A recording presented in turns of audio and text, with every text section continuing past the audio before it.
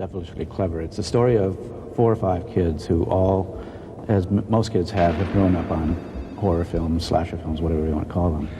And somebody begins a series of murders in their hometown that are very closely attached to the general styles of certain horror films. And very quickly it devolves that this person is now after one of the principals of this group of kids, Nev Campbell's character. And he is using the techniques, the situations from these horror films. So there's a continual sort of feedback loop between the kids of how to anticipate what's going to happen next, how to survive, and what the rules are of horror films. Don't you know the rules? What rules? You don't... Jesus Christ, you don't know the rules? Have an aneurysm, why don't you? There are certain rules that one must abide by in order to successfully survive a horror movie. For instance, number 1, you can never have sex. Big no-no! Big no! Sex equals death, okay? Number 2, you can never drink or do drugs. No, the sin factor. It's a sin, it's an extension of number. And number 3, never, ever, under any circumstances say, I'll be right back. Because you won't be back. Get another beer, you want one? Yeah, sure. I'll be right back! You see, you push the laws and you end up dead. Okay, I'll see you in the kitchen with a knife.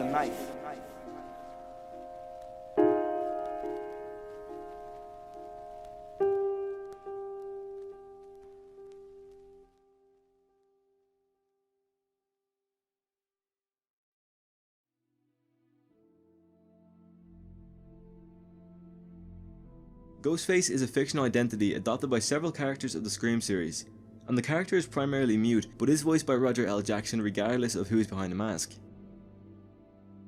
The character first appeared in Scream 1996 as a disguise used by teenagers Billy Loomis and Stu Macher during their killing spree in the fictional town of Woodsboro.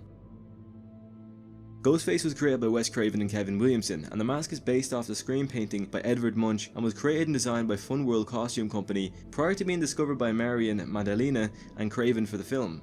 The character is used primarily as a disguise for each of the antagonists for each film to conceal their identity while conducting serial murders, and as such has been portrayed by several actors. But what if Ghostface wasn't just a fictional character, but instead a real-life serial killer? Well, although the character is actually based loosely off of a real-life serial killer, we could only imagine this sort of scenario wouldn't play out too well. Ghostface is often shown to taunt his targets, initially representing himself as a charming and even flirtatious guy, but his conversations turn confrontational and intimidating, using his knowledge of other characters and graphically describing his intentions before appearing to the target physically. If the character was in fact real, then there would be a much larger issue at hand. It seems like every time Ghostface dies, he comes back, having plenty of copycat killers, whereas, for an example, if you had Michael Myers in this scenario and you killed him, then there would be no coming back. But the whole Scream series is brought up on the idea of Ghostface being portrayed by different people. When confronting his intended victim, Ghostface is portrayed in varying ways. Sometimes he's quick and efficient, and other times he's clumsy, falling or colliding with objects that might hinder his pursuit, a characteristic that varies based upon who's wearing the costume. All of the characters who use the Ghostface disguise share the trait of taunting their victims and prolonging a kill when they appear to have an advantage. The Billy and Stu Ghostface would gut their victims after killing them. This Ghostface in particular would also ask their victims questions about horror films and employ the tropes of the genre in their attacks, displaying a detachment from the reality and aligned with the same self-awareness of the film itself, which toys with the expectations of the horror genre. A really sick sense of humour, but one that most fans can appreciate. Okay, so let's say the Billy and Stu Ghostface was real, then how would you put a stop to it? Well, first you need to take a look at the motive. It kinda chops down to Billy and Stu being absolute psychopaths. They really had no motive. According to Billy, it's scarier when there's no motive. Did Norman Bates have a motive? Did they ever decide why Hannibal Lecter decided to eat people? Or could it be that Sidney's mother slept around with Billy's father, causing the family to fall apart? Now that one seems like a fair reason to chop somebody up. But what about Stu? I think it's safe to say that he was a really impressionable guy who didn't really know what he was getting himself into. So if Ghostface was real, and we're talking about the Billy and Stu Ghostface, then there's no reason for random attacks. It's all been planned out as a way of getting revenge for something that the final victim is a part of, in this case, Sidney. But that wouldn't stop other people from dying. Although Sidney may have been the one that they originally wanted to kill, there was plenty of innocent people who died along the way. Steve Ort, who was disemboweled, Casey Becker, stabbed, gutted and hung from a tree, Principal Himbry, stabbed multiple times, Tatum Riley, crushed by a garage door, Kenny, oh, poor Kenny, dude had his throat slit.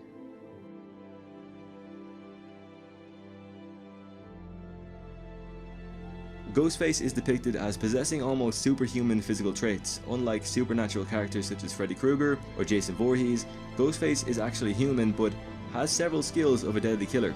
Okay, so if you take a look at the second Scream, we find out that Mickey is the first killer to both unmask himself in front of Sidney and wear the Ghostface costume. Although being the secondary antagonist, Mickey did kill the most people in Scream 2, since he was hired by Mrs. Loomis to execute the copycat killing spree. Mrs. Loomis, of course, wanting revenge for her son's death in the original film, Billy reveals that it was he and Stu who murdered Maureen Prescott and framed Cotton Weary for it. In Scream 3, the current Ghostface uses Maureen's synthesized voice and image to taunt Sidney and lure her out of her hiding. The killer is unveiled as Roman Bridger, who reveals that it is he, Maureen's son, and Sidney's half-brother. So the brother wants revenge for not being a part of the family. Well, I can't say the guy's wrong for that, but his revenge was a little bit extreme. In Scream 4, a killer appears when Sidney returns to Woodsboro on the 15th anniversary of the original killings. This killer is revealed to be Sidney's cousin Jill, and with horror fan Charlie Walker, or Rory Culkin, as her accomplice. That's right folks, Rory from Richie Rich turned out to be a serial killer. Who could have seen that one coming? Anyhow, with all the news about Sidney being the hero in Woodsboro, I guess Jill wanted that too, and she tried to orchestrate it to seem like she had suffered the same tragic events as her older cousin did. So the question is asked again, what if Ghostface was real?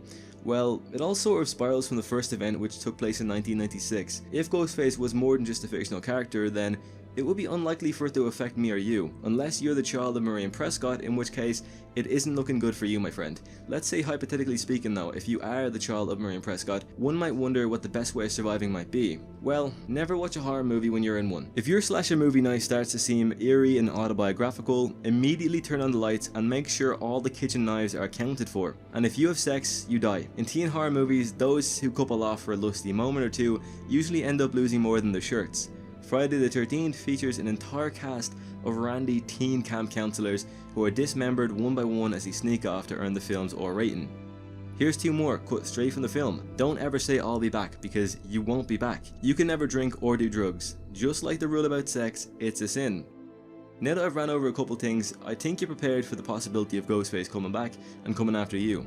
Fingers crossed you don't end up like Randy Meeks in Scream 2. Anyhow, I'm going to end off the video here. I hope you enjoyed it.